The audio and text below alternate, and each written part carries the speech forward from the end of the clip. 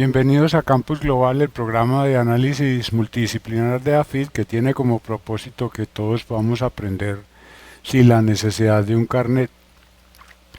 En las últimas semanas o diría meses tal vez hemos estado oyendo que hay un riesgo por un asunto climático, el fenómeno del Niño, que podría implicar tal vez un racionamiento del suministro de energía.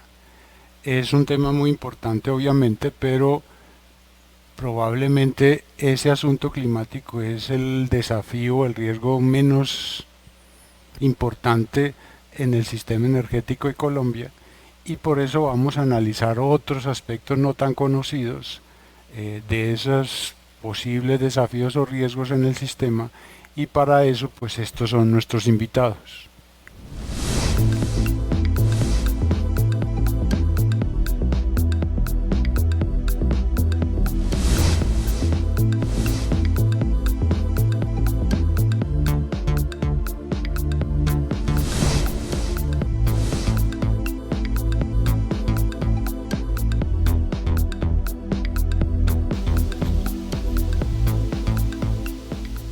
Como comenté en la introducción, vamos a analizar varios riesgos en el sistema energético, pero el tema climático pues es como el más cercano a las noticias y a los consumidores de energía. Entonces yo quisiera no pasar por encima de él y explicarle rápidamente a los colombianos y a los oyentes de este programa cuál es el riesgo y por qué tiene una implicación, y tal vez aprovechar para explicar cómo es la matriz de producción de energía de Colombia para que entendamos por qué un fenómeno climático tendría implicaciones.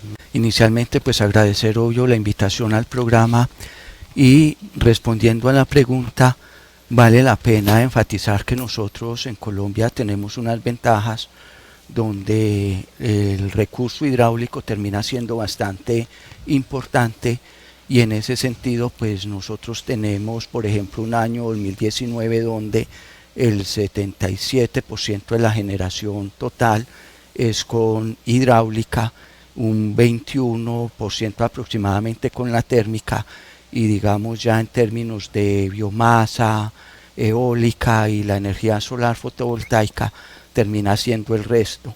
Entonces, ¿para qué digo eso? Hay un porcentaje bastante alto de generación hidráulica que dependemos precisamente cuando hay cambios climáticos, y precisamente cuando aumenta la temperatura se escasea el recurso hidráulico. Las dos represas que tenemos donde se puede embalsar pues ya sabemos que empieza a bajar, y por supuesto eso implica utilizar más el componente térmico, y térmico estamos diciendo gas, carbón y combustibles pues en general. Inclusive hasta mencionar algo importante ahí, en los dos últimos niños fuertes, 2009-2010 y luego el del 2015-2016, la generación con el componente térmico ascendió por encima del 50% para poder abastecer la energía. Entonces, frente a eso, vemos claramente cuando hay fenómenos del Niño fuerte, cómo se requiere utilizar la tecnología térmica, que es el componente que le sigue, y hay un costo de oportunidad inclusive pues bastante interesante en términos de no poder utilizar recurso hídrico y pasar a las térmicas, que inclusive yo creo que vale la pena también mencionar ahí en términos de las implicaciones que tiene ello en los costos, porque si uno coge digamos información para el 2019, un costo variable medio o inclusive el que más se repite en términos de una mediana para la hidráulica en el 2019 podía estar por debajo de los 150 pesos por kilovatio hora, y si uno ya va pasando al componente térmico, por ejemplo la de gas estuvo por encima de los 400 pesos por kilovatio hora. Si necesitamos ya por ejemplo combustibles, combustóleo por ejemplo, ya se sube por encima de los 900 pesos por kilovatio hora. Entonces lo que quiero decir con esto es que en la medida que hay que utilizar un recurso, una tecnología como la térmica, que es más costosa, por supuesto el costo de la generación termina aumentando y por supuesto eso va a tener efectos también en términos de la tarifa al consumidor final, que es importante pues mencionarlo ahí. Para terminar la parte del niño, eh, el riesgo yo había entendido que era como hasta que marzo o abril, o eso hay datos nuevos de supuestamente hasta dónde tendríamos un problema de escasez, o no hay un reporte nuevo que sepamos hasta dónde, cuándo nos vamos a salvar o nos vamos a tener que prender las térmicas, no. Sí, pero los indicadores internacionales parecieran empezar a mostrar ya la posibilidad de que venga más bien un fenómeno de que llamamos de la niña. Ya. Es decir, que esto va a ir acabándose de aquí a abril, pues más o menos en principio, aunque aquí nadie tiene nada comprado pues con el clima, ¿cierto?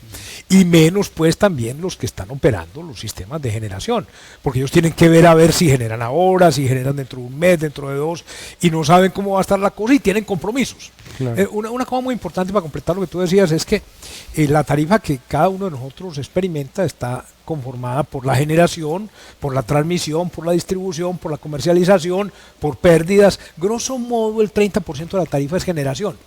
Entonces estos fenómenos de que una generación que pasa de 100 y pico de pesos a 800 y cosas por el estilo, pues le pega al bolsillo de todo el mundo. Claro.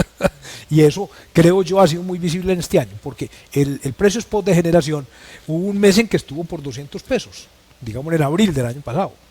Después se subió como a 1000 y terminó el año como en 500 y pico y ahora está como en 500 y pico. Entonces sí, es una fluctuación muy grande, pues debido fundamentalmente a eso, a que si no hay recurso hídrico hay que usar fuentes de generación caras. Yeah. Y adicionalmente también la gente en recursos hídricos tiene compromisos futuros que obviamente quiere honrar, y al querer honrar es posible que piense que es mejor guardar algo de agua, por ejemplo.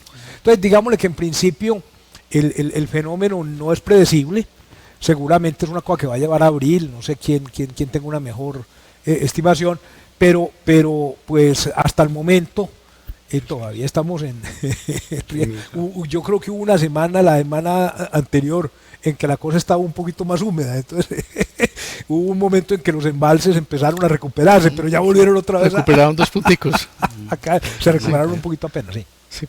Yo creo que hay un proceso de asumir los riesgos que como sociedad generalmente nos queda muy difícil entender.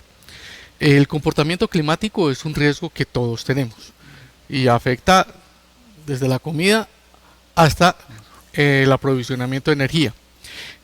Los consumidores que están en la parte más pasiva de toda la cadena, pero quienes terminan teniendo que asumir cómo manejar esos riesgos son los que generan la energía y los que compran esa energía para comprárselo a los consumidores finales.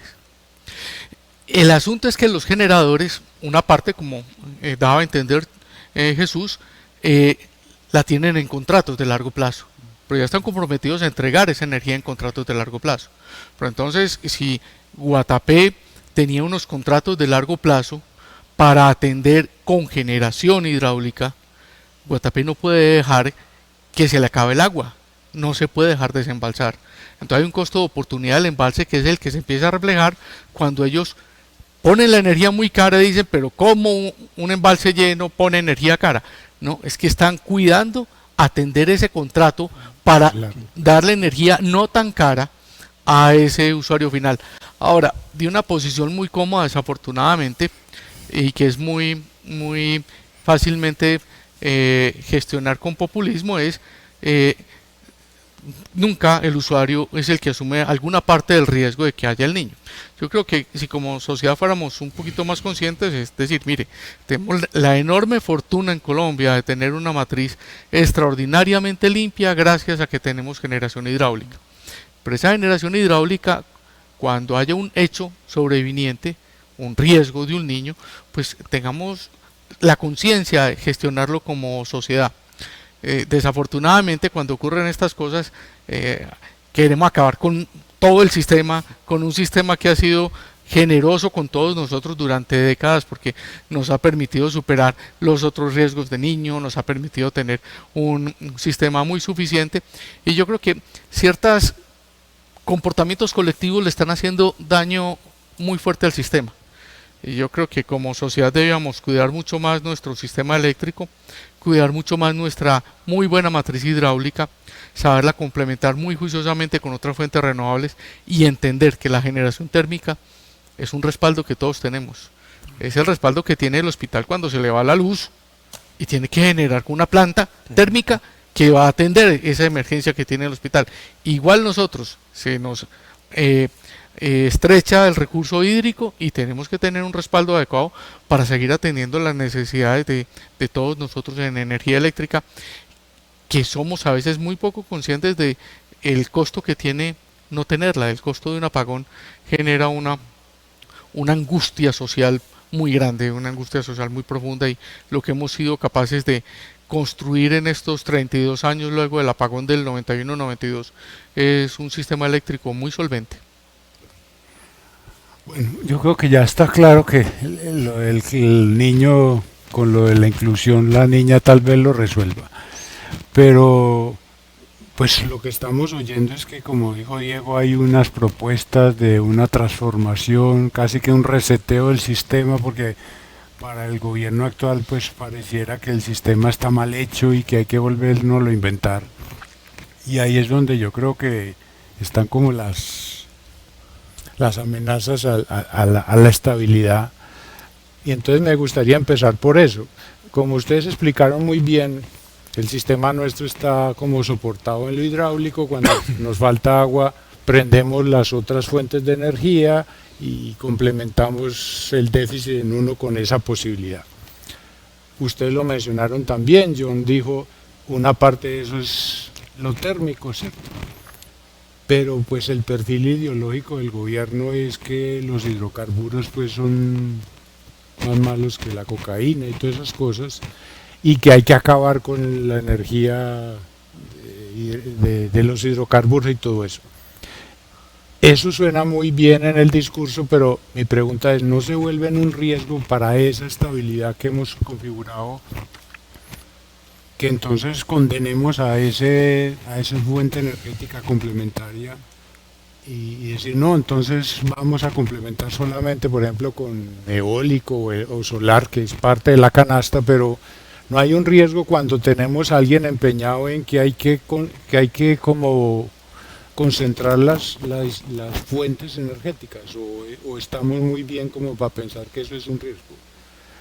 Para mí un tema importantísimo, ahí yo empezaría mencionando el conflicto Rusia-Ucrania, que todo el mundo lo tiene en la cabeza, donde cierran la llavecita del gas en Rusia, y entonces por supuesto todo lo que se venía haciendo en términos de transición energéticas con energías renovables, tanto convencionales como no convencionales, el agua, la convencional, la hidráulica, y las no convencionales, sobre todo la solar fotovoltaica y la eólica, terminan pasando prácticamente a un segundo plano, porque precisamente en términos de energía de respaldo hay que tener claridad, que hay que tener confiabilidad y garantizar ese servicio y cómo hacerlo. Entonces, ¿qué les tocó a ellos para introducir? Y obvio, con el ejemplo me parece muy interesante, en Alemania específicamente les tocó volver a retomar muchas de las plantas a carbón que tenían, para poder, obvio, garantizar confiabilidad de suministro, que yo creo que aquí vale la pena dejar planteado una frase, y es el objetivo de la política energética: garantizar confiabilidad de suministro por encima de cualquier cosa, claro, tratando de ser lo más eficiente posible, pero para eso es muy importante energía que garantice esa confiabilidad de suministro. Entonces, lo que ha pasado a nivel mundial no es ajeno a lo que nosotros, obvio, vamos a vivir y estamos viviendo acá. Uno recuerda la ministra de Minas y Energía hablando de que todo el componente debía ser con energías renovables no convencionales, entre comillas, aprovechando obvio lo que ya teníamos de la parte renovable, pero como dices, Juan, castigando toda la parte obvio térmica. Y lo que uno ve es que definitivamente ahí hay un potencial muy importante en términos de esa garantía y esa generación de suministro que nos tenemos que respaldar en el componente térmico. Y entonces, hasta decirlo, nosotros hacíamos un estudio para mirar como la complementariedad que se puede dar, obvio, incluyendo nuevas fuentes renovables no convencionales, y uno veía con los planes que tiene la Unidad de Planeación Minero-Energética, la UIME. Entonces, cuando hablaban de un 25% con ello, uno veía que, entre comillas, empezaba a soportarlo relativamente bien, pero cuando ya empieza a crecer mucho más, por encima de ese 25, ya empieza a ser un poco complejo en términos, obvio, de la confiabilidad de suministro que se tiene ahí, porque la energía solar, la energía eólica, no está haciendo sol todo el día, no está venteando todo el día. Entonces ahí hay elementos en términos de la complementariedad, que por un lado el componente térmico termina siendo muy importante como energía de respaldo para energía de suministro, pero al mismo tiempo yo quisiera insistir en un aspecto que me parece muy importante, y es la complementariedad y el papel que juega la transición energética en términos de estas nuevas energías. Cuando hace un niño fuerte es donde podemos tener la mayor generación con energía solar. Entonces terminan siendo supremamente complementarias, pero como decía, por ejemplo, en la noche, obvio, no vamos a estar generando, pero sí cuando podemos generar, pues utilicemos también, que lo mismo que pasó con el costo de la energía solar fotovoltaica, que cayó abruptamente, asimismo está el tema de los sistemas de almacenamiento de energía a través de baterías. Con un estudio que hacíamos cuando estuvimos en este proyecto Energética 2030, uno veía que ya, por ejemplo, para el 2025 aquí en Colombia puede empezar a ser competitivo.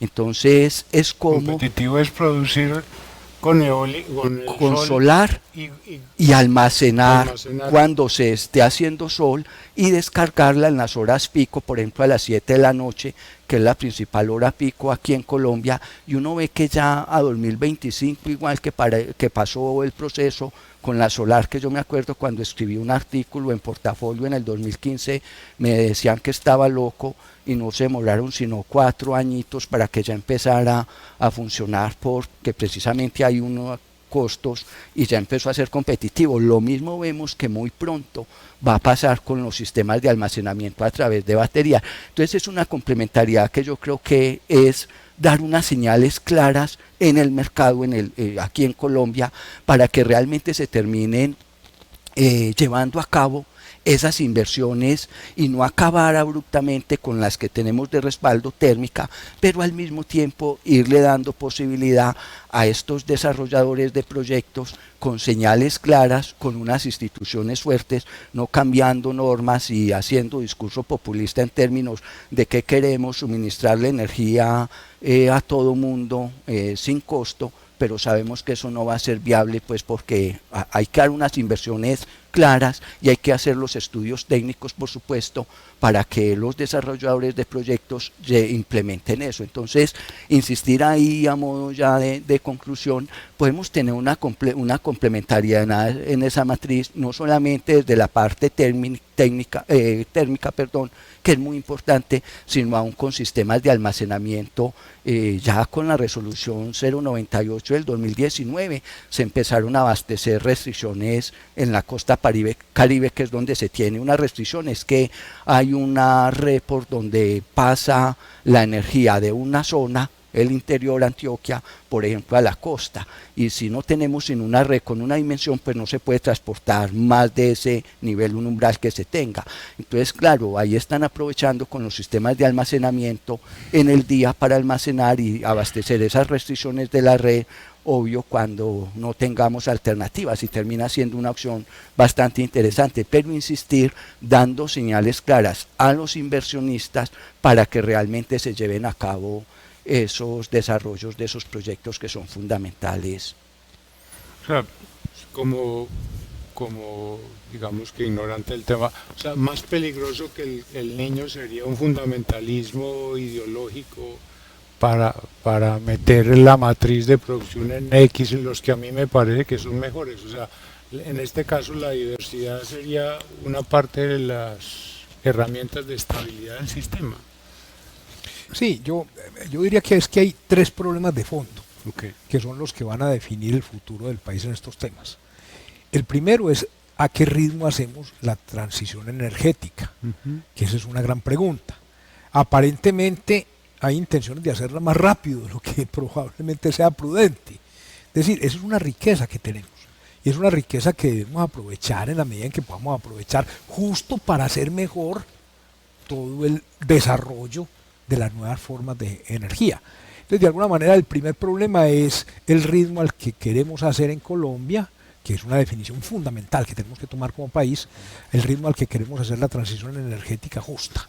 Es un ritmo en el cual tenemos que combinar dos cosas. Tenemos que combinar, por supuesto, el proceso de reemplazo de las energías asociadas pues a hidrocarburos por energías limpias, pero de forma tal que no terminen por generar una gran situación de riesgo en la cual nos quedemos a mitad de camino. Entre otras cosas, porque es que no solo le pega al sector eléctrico, sino que es que le pega fiscalmente, le pega a las exportaciones. Mire, el año pasado el 52% de las exportaciones del país eran derivadas de hidrocarburos o minería. Entonces, si vamos a pagar eso, uy, Dios mío. La caja que pasa. Siempre, pues. Mucha parte de las finanzas públicas está asociada también a esto, 3 o 4% del PIB fácilmente son rentas que provienen del sector. Entonces, nosotros no somos muy importantes en el mundo por generación de costos de contaminación. Es decir, más bien somos quienes padecen los problemas.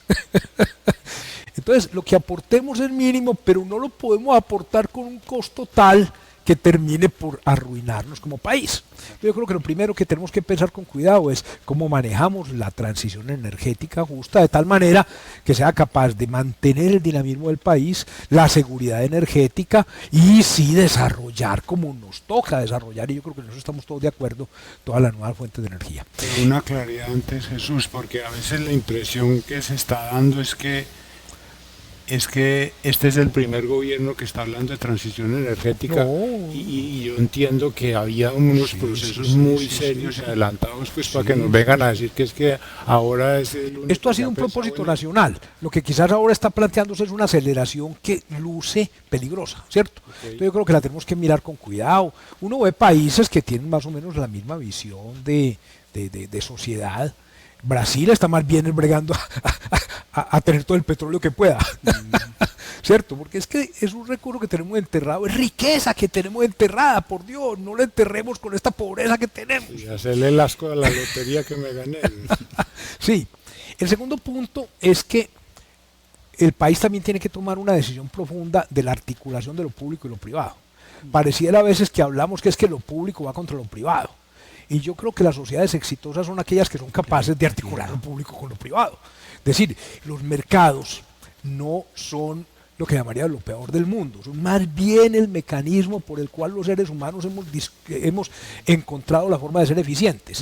Entonces tenemos propósitos que son sociales, maravilloso que los tengamos. Yo creo que una sociedad que tiene 1 de cada 3 personas pobre es una sociedad que tiene que pensar en eso. Pero, ¿cierto? Tenemos que contar que los mercados no son un estorbo, sino que son el camino por el cual, bien regulados, somos capaces de hacer eficiente uso de los recursos. Entonces el segundo punto es ese, ¿cierto?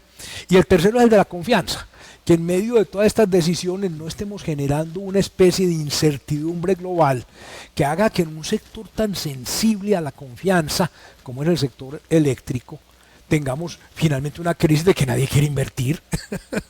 Entonces, esos 3 puntos, acelerar la transición energética probablemente más allá de lo que es prudente, poner digamos, desbaratar el acuerdo colectivo que tenemos entre lo público y lo privado, para que seamos capaces de hacer una mejor sociedad, pero usando mercados eficientes, ¿cierto?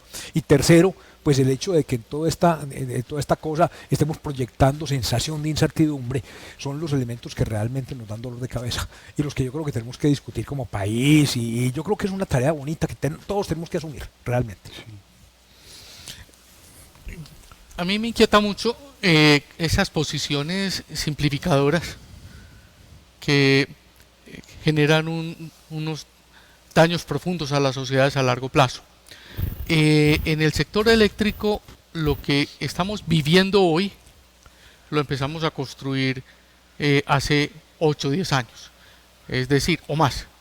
Es decir, las plantas que están entrando a generar hoy son plantas que fueron planeadas, empezadas a construir, organizados sus estudios medioambientales hace mucho tiempo. Ese desfase en el tiempo hace que tenga uno que ser muy juicioso para entender la dinámica de un sector. Este es un sector con una dinámica muy compleja, muy difícil, y que nosotros estamos en este momento en un problema grave en Colombia. La semana pasada hubo una subasta, y la subasta lo que hizo fue develar una crisis muy grande que tenemos dentro del sector. Porque el que nosotros sepamos que vamos a necesitar una energía básica en el 2025, 2026, 2027, y de pronto nos dicen no vamos a tener cómo generarla porque ya no hay proyectos en curso que la vayan a generar, requiere como cierto nivel de inteligencia colectiva para entender que es que estamos haciendo un daño profundo. Y generalmente lo que ocurre con en todos estos casos es que quienes agravan y profundizan la crisis se vuelan sin pagar la cuenta. Se vuelan sin haber asumido los enormes costos que tiene tener esas simplificaciones tan asumidas de una forma como tan cómoda, sin ver todo lo que le ocurre a un país. Yo creo que esto requiere serenidad, requiere mucha racionalidad, requiere mucha técnica, requiere funcionarios con altas capacidades y muy responsables, requiere tener una visión de largo plazo y saber cómo son las finanzas públicas en el largo plazo, requiere entender que Colombia tiene un consumo per cápita de energía extraordinariamente bajo, preocupantemente bajo, que superar la pobreza va a requerir que dupliquemos y más el consumo per cápita de kilovatios hora en términos de energía eléctrica, o el consumo per cápita de terajoules por persona año, que tampoco somos muy conscientes de eso. Y ese paquete de energía que requerimos, la gestión se hace con políticas juiciosas de largo plazo, en el que una decisión de inversión de hoy solo se va a ver en energía en el mercado, eléctrica o el resto de energía que necesitamos para movilizar los vehículos o fabricar los productos que necesitamos en las empresas en 10 años. Y esa perspectiva la hemos roto. Vamos a tener años muy duros, vamos a tener problemas muy graves, estamos teniendo ya problemas inquietantes. En la subasta de la semana pasada hay algo que por lo menos debía el gobierno darse cuenta. No hubo un solo proyecto de generación eléctrica en La Guajira. Uno solo. Ningún proyecto de La Guajira se presentó a subasta la semana pasada. Cuando hace la anterior subasta, la gran cantidad de oferta de energía fue precisamente de La Guajira, y era una oferta eólica y una oferta solar. Para esta subasta, ni uno solo, háganse de cuenta, se fundió La Guajira, se apagó, desapareció La Guajira.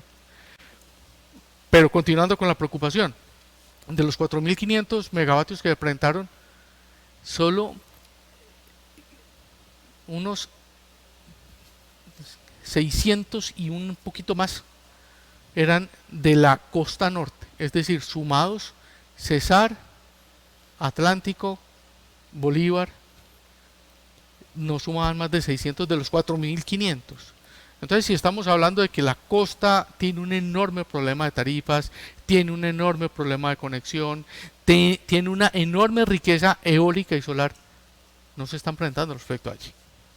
¿Y por qué no se presentan? Lo saco citando una carta un comunicado aclaratorio que acaba de sacar el presidente de Celsia. Dijo, los proyectos eólicos que tenemos en La Guajira se están retardando muchísimo y no tenemos claridad cuándo puedan entrar, y se están retrasando por las consultas, se están retrasando por las consultas previas, se están retrasando por las licencias y se están retrasando porque no tenemos claro cuándo entre la línea de conexión. A su vez, la línea de conexión tampoco se tiene claro cuándo vaya a lograr entrar por las consultas previas y por las licencias.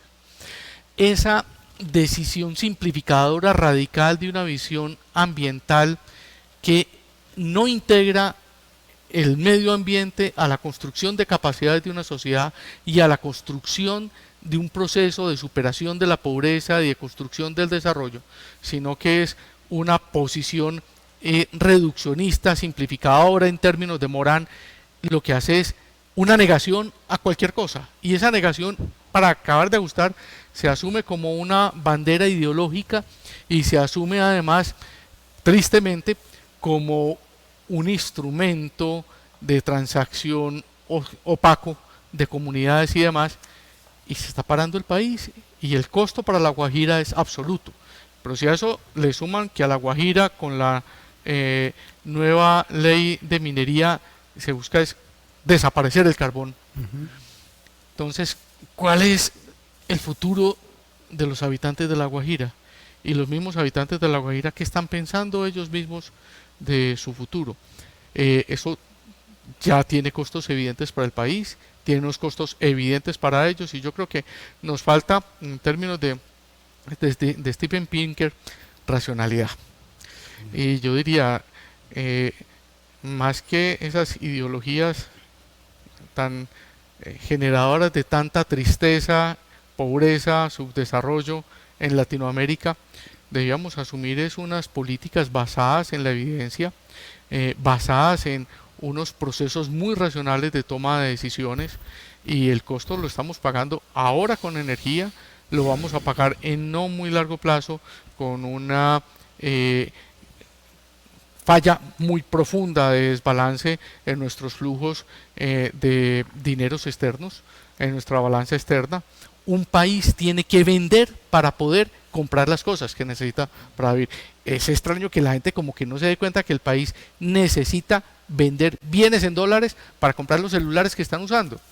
Y es dramático los países que ven que se van quedando sin la posibilidad de tener toda esa cantidad de insumos, de tecnología, de materias primas y demás, que necesitan para que el país tenga calidad de vida, superación de la pobreza y desarrollo, porque no tiene los recursos en dólares necesarios. Desafortunadamente en Colombia hemos tenido un problema muy grave en que hemos limitado profundamente la capacidad de aprender, emprender e innovar por una visión antiempresarista muy profunda, y los pocos recursos de los que en este momento tenemos para captar esos dólares los estamos apagando.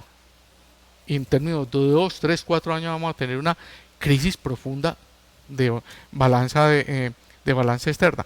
Y lo mismo va a ocurrir con las cuentas fiscales. Este mismo año el gobierno va a empezar a tener enormes problemas con sus cuentas fiscales. Entonces, eso es lo que queda de esas aproximaciones simplificadoras y que terminamos pagándolas todas muy duramente. Que a mí me gustaría como articular dos palabras que me parecen muy importantes que dijo Jesús y que dice Diego también: incertidumbre, confianza, y ya Diego por supuesto hacía alusión a unos proyectos refiriéndose más en la costa, en La Guajira, pero es que es una evidencia generalizada, que de hecho uno ve como Electricité de France el año pasado terminó diciendo me voy de Colombia, y era un proyecto aquí en Girardota con energía solar fotovoltaica. Lo mismo, ya Diego mencionaba del director, el líder de Celsia, que decía, es que claro, inicialmente el año pasado cuando el tipo de cambio estaba tan alto, hay mucho insumo que es importado, entonces ya sabemos el costo del dólar, importar esos insumos, pero también desde la parte de seguridad regulatoria, incertidumbre regulatoria, eso deja una evidencia en términos de los problemas graves institucionales que tenemos en este momento, que recoger un poco si algo se había creado a partir de las señales claras desde el desarrollo de la Ley de Servicios Públicos Domiciliarios en el 94 y la Ley Eléctrica, era incentivar esas inversiones, donde, como dice Jesús muy bien, es la complementariedad. ¿A qué se debe dedicar el Estado? ¿A qué se debe dedicar el sector privado para complementar? Donde el Estado debe de dar unas señales muy claras desde la parte institucional para incentivar precisamente esas inversiones, porque lo dice Diego claramente, eso no solamente se va a ver reflejado ahora, el peor problema viene mediano y largo plazo. Máxime si estamos diciendo con la pregunta que hacía Juan, transición energética solamente es de ahora, no. En el gobierno anterior se dejó plasmada una hoja de ruta muy clara con diseños de mecanismos, como lo dice Jesús, que se deberían de implementar en temas muy específicos, generación distribuida, por ejemplo, para mencionar uno, implementando diseños para incentivar esa generación distribuida y un sinnúmero de elementos en cada uno de los temas, inclusive confiabilidad del suministro, que no es una cosa de ahora, sino que las señales tienen que ser lo suficientemente claras para que se hagan esas inversiones sin destruir el capital privado que es supremamente importante. Yo agrego una cosa en términos del desarrollo de minería que me parece muy importante, que Diego dice y que quiero resaltar. Anteriormente hablaba sobre el desarrollo de sistemas de almacenamiento con baterías. Los chinos están viniendo a invertir en Brasil porque saben que allá tienen un potencial altísimo de litio. Entonces, claro, lo necesitamos. Si todo el complemento con la minería es fundamental para darle cabida a toda esta parte de transición energética. Sin ese desarrollo no lo vamos a llevar de manera eficiente. Entonces es muy importante dar señales claras, disminuir incertidumbre, tratar de dar confiabilidad, porque lo que es clarísimo, los capitales se van donde tienen claro dónde les generan mayor rentabilidad. Yo quisiera complementar una cosa que se sale del tema, pero que está relacionado, y es que la semana pasada divulgamos pues en Colombia los datos del PIB. Y yo debo decir que eran asustadores. Sí, no, al final no nos quedamos pues como que no, crecimos poquito, sí, pero es que miren, la formación bruta de capital de inversión en Colombia está decreciendo el 27.2%. Y cuando una cosa decrece el 27.2%, Es que tenemos un problema y grande. Sí, es cierto que la tasa de interés ha estado alta, pero yo creo que lo que está pasando es mucho más grave porque está afectando, creo yo, profundamente la confianza inversionista. Y un país que no tenga inversionistas que apalanquen el futuro con su inversión es un país que va a ser pobre. Entonces, a mí me parece que hay que resaltar esto, que nos asustemos un poquito, que a la 27.2% de inversiones, es que diga, bueno, vení a ver, pensemos qué está pasando, y demos con serenidad qué está pasando. Porque lo que yo creo que es correcto en el mundo de hoy es, yo creo que hay un papel importante y fundamental del Estado en el desarrollo económico. Pero es un papel importante y fundamental en ciertas zonas de la actividad económica donde el sector privado no puede tomar el riesgo y tiene que aliarse con el sector privado, como lo decía Mazzucato en sus primeros libros del Estado emprendedor y de las misiones. Tienen que asociarse para que un buen equipo de sector público y sector privado sea capaz de generar crecimiento económico, que es lo único que nos saca de la pobreza. Entonces, saliéndome un poquito del tema, yo diría, esto es otra cosa que apuntala la necesidad de que seamos capaces de mandar señales claras, ya no solo para el sector eléctrico, sino para la economía en conjunto, para que seamos capaces de dinamizar el crecimiento, que es la única cosa que nos va a sacar de la pobreza. sí, yo recuerdo ahorita hablando con John que en el sector petrolero sucede lo mismo. Uno oye, encontraron un yacimiento nuevo, hay petróleo nuevo, y entre la gente dice, pero carajo, ¿por qué si hay tanto petróleo? ¿Por qué está tan caro? Y es que resulta que nosotros no consumimos el petróleo como sale el pozo, finalmente hay que refinarlo.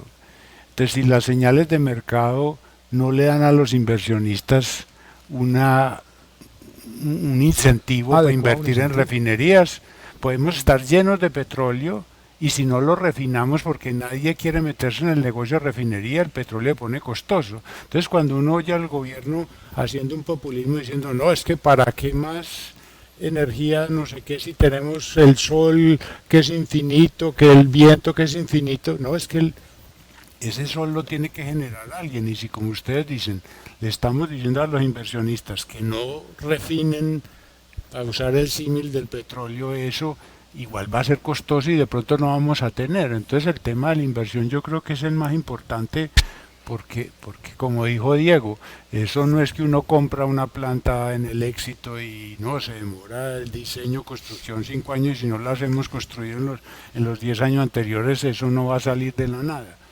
Entonces, como ustedes muy bien han dicho, creo que esto tiene que ser una cosa técnica, y quisiera con esa palabra llegar a otra pregunta, y es, En Colombia, con todos los déficits institucionales que tenemos, pero hemos hecho cosas yo creo que valiosas.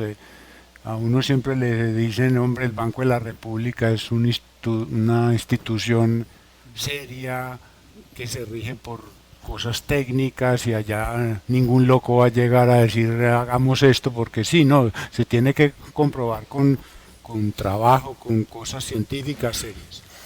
Yo creo que seguramente con errores porque los humanos los tenemos, la institucionalidad energética de este país, la UME, la CREG, ha sido una cosa yo creo que muy bien construida, con gente experta, y lo que uno nota en estos meses del gobierno nuevo es que eso como que no importa. El asunto es si usted es leal conmigo o ideológicamente coincidente, y si no, no lo pongo. O sea, no hay un riesgo ahora que estamos en eso, en este programa haciendo eso,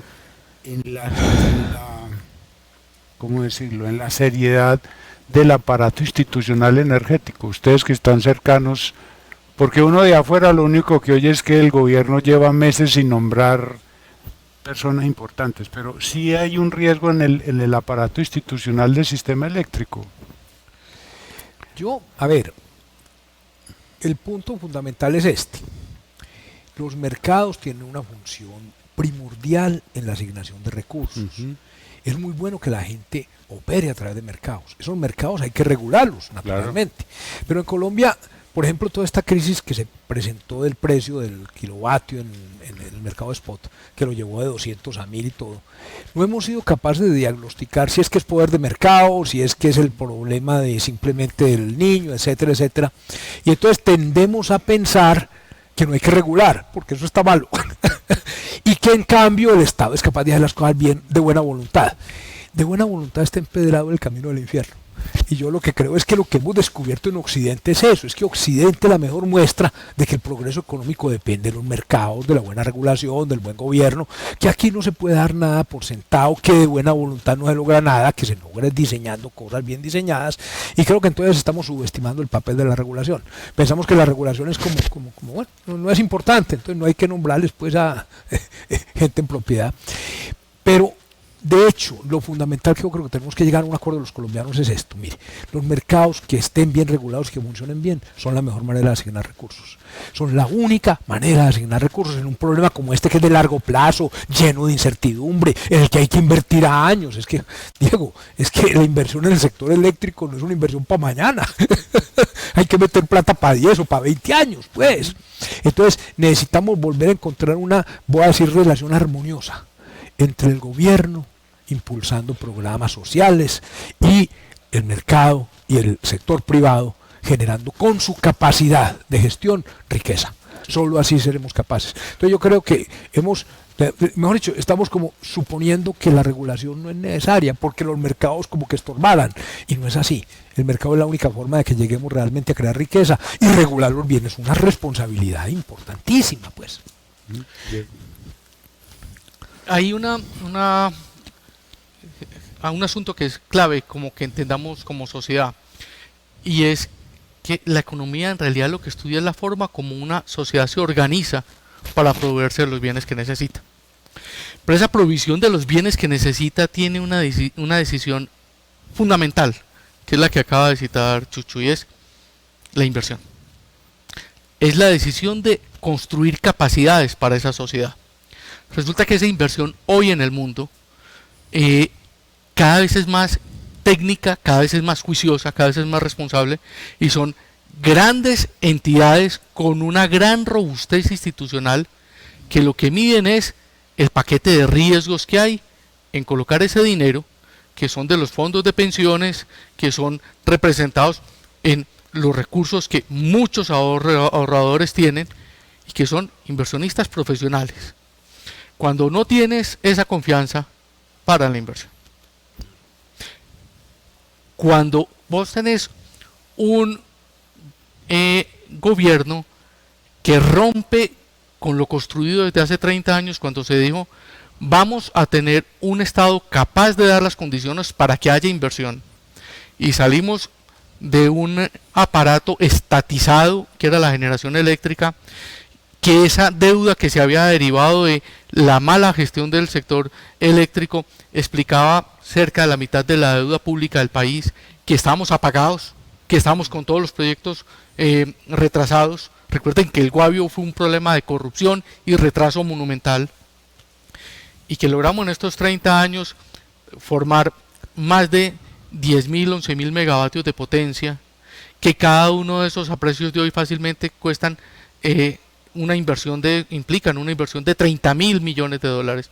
Y durante todos estos años hemos hecho esto comprendiendo una cosa: un Estado haciendo lo que le compete y la sociedad haciendo lo que le compete para formar esas inversiones es la forma perfecta de hacerlo. Pero eso tiene un arreglo institucional donde hay planes de largo plazo, y tenemos una institución que hacía bien los planes de largo plazo, la Unidad de Planeación Minera Energética, que hay que tener un ente capaz de regular adecuadamente que se formen los precios que se tienen que formar, porque si no se forman los precios adecuadamente, nadie va a invertir. Claro. Que Petro diga, es que yo pongo el precio porque está muy alto, eso es asegurar que nadie invierta. Y se pararon las inversiones, con solo la amenaza de intervenir el precio. Se dio contra la pared porque se dio cuenta que él no podía poner el precio, que el precio había una institución que lo fijaba. Ahora sigue con los embates para ponerlo, y esa comisión de regulación, que es un ente independiente, en la reforma lo sacan de ser un ente independiente en la ley de propuesta de reforma y lo ponen con una dependencia del ministerio. No solo tenemos que tener planeación, regulación, sino que hay que tener una superintendencia que controle que esas entidades y esas compañías cumplan con los requisitos impuestos en la ley. Y no solo eso, sino que tenemos que tener un operador del sistema, que en este caso es XM. Esa arquitectura institucional no es gratuita. Desde el propio diseño de instituciones viables sale, mire, usted tiene que tener a alguien que opere, tiene que tener a alguien que planee, tiene que tener a alguien que regule, y tiene a alguien que haga la supervisión. Ese diseño institucional está marcado por un paper de Stafford Beer de los años 80, y los diseños institucionales exitosos, por eso esto viene del diseño institucional inglés. Afortunadamente el sistema de salud no tuvo ese mismo diseño institucional. En el diseño del sistema de salud todo lo mezclamos en el ministerio, y por eso hay un ministerio que simplemente puso la unidad de pago por capitación como quería, y se quebró el sistema de salud. El sistema eléctrico no lo han podido quebrar. Ahora amenazan con esa ley que desarticula por completo lo que teníamos. Yo creo que entender claramente la función del Estado es vital. Y desafortunadamente en la concepción del Estado latinoamericano, ese líder mesiánico que supuestamente arregla todo, el que solo existe un líder mesiánico, eso significa que lo arruina todo.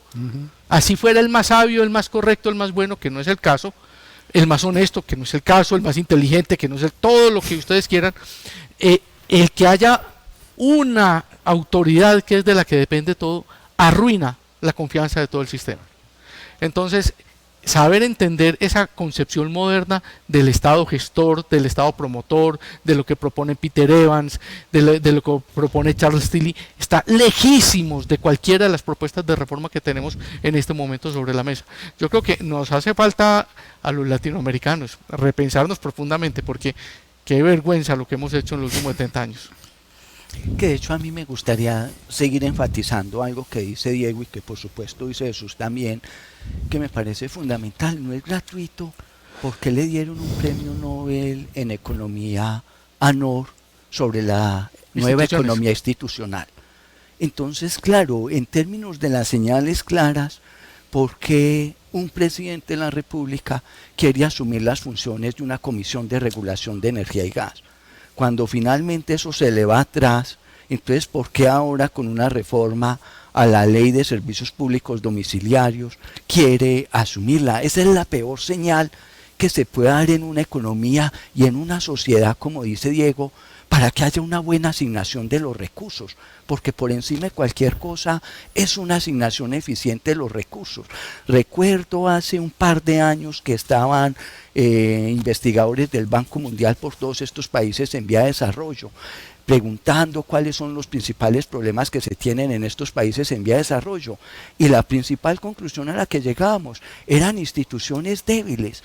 Ahí queda clarísimo desde las mismas experiencias internacionales en cualquiera de los sectores, pero aquí evidentemente el del sector eléctrico, Estados Unidos, el mercado PJM, Pensilvania, New Jersey, Maryland, o inclusive en Europa con la Comisión Europea, instituciones súper fuertes, claras, dedicándose en términos de la complementariedad, como dice Jesús, con el sector privado y con todos los actores, como lo dice Diego, para dar unas señales que claras y dar confianza para que realmente se estén haciendo las inversiones que son necesarias para garantizar confiabilidad de suministro.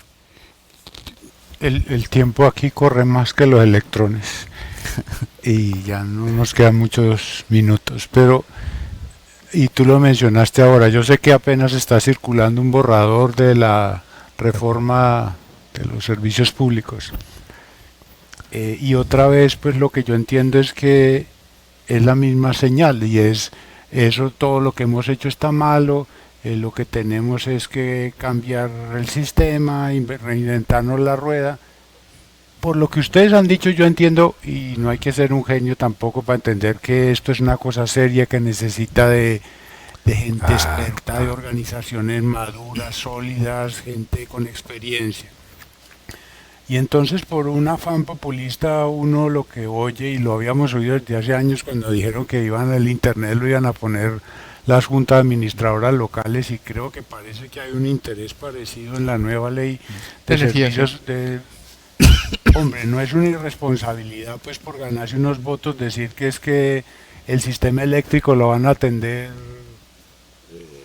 la sociedad de drogadictos del cartucho, pues o sea, no es un peligro si esa ley pasa, así como está aparentemente en borrador, por un afán de decir, no, pues democraticemos la participación, y no es elitismo, es que ustedes lo han dicho, me parece que es una cosa... Yo te hago seria. un chiste. Eso es como nombrar uno al delantero central, por buena persona y no por goleador. Pongamos buenas personas, que es que somos buenas personas, pongamos una buena persona. Pierde uno el partido, hermano, no necesitas goleadores, gente ambiciosa que quiera meter goles. Los empresarios, ese es el cuento. Regulados, sí, claro, regulados, bien regulados, por supuesto. Eso es como lo que yo te quisiera decir como respuesta así sobre eso. Vale. Pero sí es una intención, al parecer, de esa nueva ley. Total, Sí. total.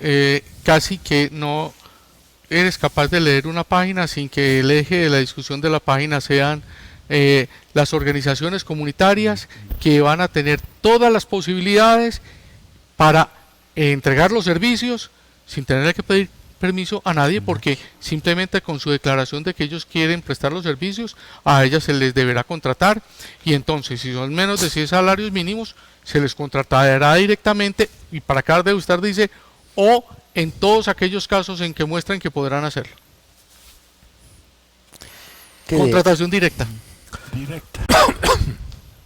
Que de hecho yo, más en términos de una conclusión y resumirla en una frase, pues es que es fundamental, y lo primero que debemos de tener en cuenta es el concepto técnico y la viabilidad económica, por supuesto, para hacer una asignación eficiente de esos recursos, que termina siendo fundamental. Y en ese sentido, las recomendaciones que se atreve a dejar es: no desperdicemos la oportunidad tan grande que tenemos en este momento en términos de transición energética, de dar unas señales claras, dar confianza a los inversionistas, por supuesto con la regulación pertinente que se debe de hacer, y démosle cabida a todos esos nuevos agentes de mercado, que es la parte bonita que surge ahora, desarrolladores de proyectos, recursos de sistemas de almacenamiento, para incluir competencia a los grandes agentes que ya hay en el mercado. Y qué mejor cosa que esa para efectos, uno, de tener mejor calidad en la prestación del servicio, pero segundo, en términos de qué, de tener también, cuando hay mayor competencia, hay por supuesto precios mucho más eficientes que se están formando, pero sin olvidarnos también, la tercera, del principal objetivo de la política energética: garantizar la confiabilidad de suministro de forma eficiente, sin hacer el discurso populista, que es donde nos estamos concentrando ahora, que me parece que es el tema grave que se está presentando. Abusando, sí. Y qué pena con Chucho, que ya era hablar Chucho, eso se cae por su propio peso. No hay ningún recurso de generación que esté dentro de las posibilidades técnicas reales de manejo de una comunidad, porque una granja solar es extensa y esa comunidad que está en algún barrio o en alguna vereda está por fuera de el alcance de manejo de eso. O si va a ser agua, las fuentes de agua de las ciudades y todas las fuentes de agua son remotas y requieren inversiones importantísimas. O si vas a manejar internet, o si vas a manejar cualquier otro de los recursos de telecomunicaciones. Yo creo que ahí se hace más una declaración de deseos algo irrealizables, que van a generar unas enormes frustraciones y una enorme desarticulación de los sistemas de servicios públicos en el país. Eso va a generar unos enormes problemas y desafortunadamente, como está puesto, eso va a ser además una trampa de pobreza, de falta de competitividad y de corrupción para el país. Tal vez pedirle a Chucho un favor para cerrar. ¿Qué le recomendarías a los ciudadanos, a los usuarios? Porque a veces caemos en la trampa de que si alguien nos dice que nos va a vender barato, ¿cierto? Como decir, vea, usted tiene que hacer una operación de corazón, pero ahí hay un curandero que le dice que se la hace a mitad de precio, y yo creo que nadie se atrevería a arriesgarse. Al ciudadano normal, que es supuestamente el que tiene que votar y eso, ¿tú qué le sugerirías en este tema específico? Yo diría que piensen con realismo. Es decir, sí, uno en su casa desearía poderse coger el avión para Europa y estar bien bueno allá. Alguien le cuente el cuento, ¿cómo es de bueno ir a Europa? Vaya, no tengo plata. ¿Para qué, cierto? Yo creo que se trata aquí de que tengamos como una sensatez colectiva. Yo creo que lo peor que nos está pasando como país es que estamos generando una mala imagen del empresario. Y el empresario es realmente la fuerza impulsora de una sociedad. Y necesitamos ser más bien aliados con los empresarios, como sociedad, para que creemos un ambiente bueno en el que todos podamos ser empresarios del futuro, ¿cierto? Y que haya un Estado regulador, que además nos resuelve los problemas que hay de equidad muy grandes, que nos protege a los desprotegidos, que los hay muchos, ¿cierto? Pero que se ocupe de eso, y que más bien la sociedad sea un buen ambiente para generar riqueza. Yo diría, hay que pensar en esos términos. Bueno, pues muchas gracias. Yo sé que apenas tocamos la superficie del asunto, pero me parecía importante que hiciéramos este mensaje de que estamos jugando con una cosa muy seria. Y no es solamente el sector eléctrico, es toda la sostenibilidad del sistema económico. Ustedes que son economistas pues saben que hoy hasta es mejor indicador el consumo de energía eléctrica que otros indicadores del estado de una economía. Entonces pues muchas gracias por la claridad, que es como la cortesía de los filósofos, y nos vemos en el próximo Campus Global.